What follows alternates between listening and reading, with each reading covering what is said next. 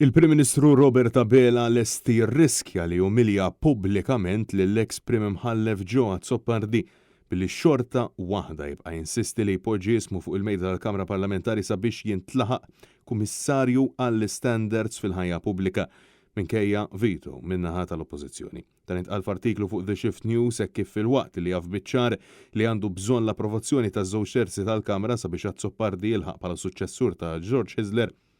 Robert Abela jaf ukoll li dan ma jistax iseħħ mingħajr il-kunsens tal-Oppożizzjoni. Iżda xorta waħda qed jibqa' jinsisti bin-nomina tiegħu. Filwaqt li l-Partit Nazzjonalista qabel li l-eks imħallef Joseph Zamit McKeon jiġi maħtur bħala ombudsman, esperti fil-liġi li tkellmu ma' The Shift News saħqu li Robert Abela qed jisforza li tgħaddi tiegħu akkosta kollox rigward l-eks kandidat Laburista u eks Prim Imħallef. Ta' minkejja li huwa konxju illi m'għandux l-appoġġ taż-żewġ terzi tal-Kamra. Sta minflok huwa qed jażel illi jiggwadanja punti politiċi billi juri kemm m'għandux kredenzjali demokratiċi. Sorsi saħqu li saftit tal-ġimgħa ilu anke Robert Abela kien tal-fema li Joe Azzopardi ma kienx il-kandidat ideali iżda issa dawar femtu biex juża lill-eks Prim Imħallef għal gwadan politiku tiegħu.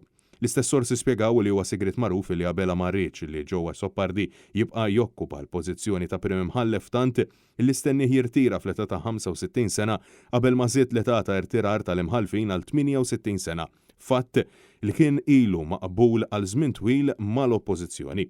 Filwaqt il-Partit Nazzjonalista qabel rigward il-ħatra tal-Ombudsman qed jinsisti li jeħtieġu aktar diskussjonijiet rigward il-ħatra tal-Kummissarju għall-Standards fil-ħajja pubblika bilan illi l-pass ikun wieħed fid-direzzjoni tajba b'mod deċiżiv.